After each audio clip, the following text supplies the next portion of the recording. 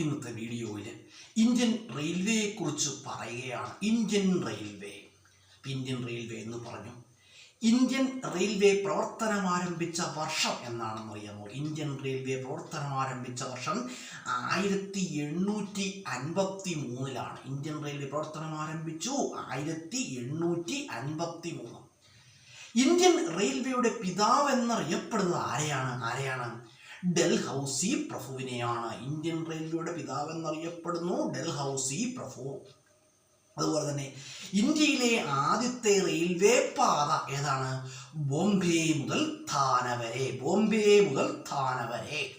അതുപോലെ പറയുകയാണെങ്കിൽ ഇന്ത്യയുടെ ആദ്യത്തെ റെയിൽവേ പാത ബോംബെ മുതൽ ഥാന വരെയാണ്. അതുപോലെ പറയുകയാണെങ്കിൽ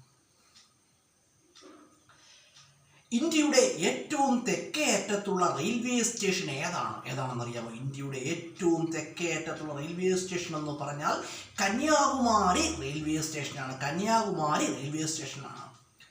അതുപോലെ തന്നെ ഇന്ത്യയിലെ ആദ്യത്തെ ഹരിത മെട്രോ ഏതാണെന്നറിയാമോ? ഡൽഹി മെട്രോയാണ്. ഇന്ത്യയിലെ ആദ്യത്തെ ഹരിത മെട്രോ ഡൽഹി മെട്രോ.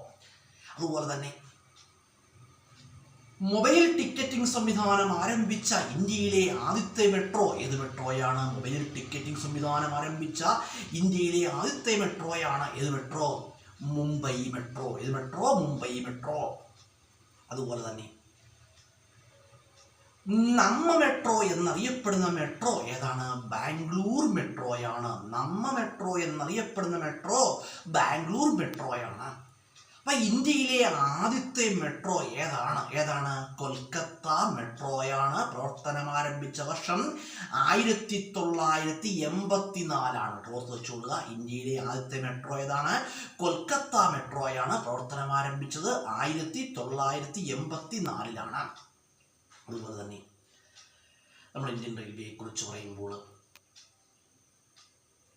അതുപോലെ ഇന്ത്യൻ റെയിൽവേയുടെ പിതാവ് എന്നറിയപ്പെടുന്ന ആരാണ്? ഡൽഹൌസി പ്രഭുവിനെയാണ്.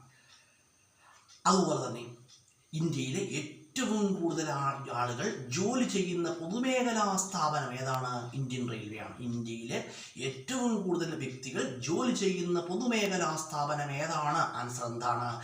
ഇന്ത്യൻ റെയിൽവേ ആണ്. ഓർത്ത് വെച്ചോളുക. ഇന്ത്യയിലെ ഏറ്റവും കൂടുതൽ ആളുകൾ ജോലി ചെയ്യുന്ന പൊതുമേഖലാ സ്ഥാപനം ഏതാണ്? ഇന്ത്യൻ റെയിൽവേ ആണ്. അതുപോലെ തന്നെ ഇന്ത്യയുടെ നമ്മൾ പറഞ്ഞു ഇന്ത്യൻ റെയിൽവേയുടെ ആസ്ഥാനം ബറോഡ ഹൗസ് ന്യൂഡൽഹിയാണെന്ന് പറഞ്ഞു. നേരത്തെ വീഡിയോയിൽ പറഞ്ഞു. ഇന്ത്യയുടെ റെയിൽവേ മ്യൂസിയം ചാണക്യപുരി ന്യൂഡൽഹി. അതുപോലെ റെയിൽവേ കോച്ച് ഫാക്ടറി എവിടെയാണ്?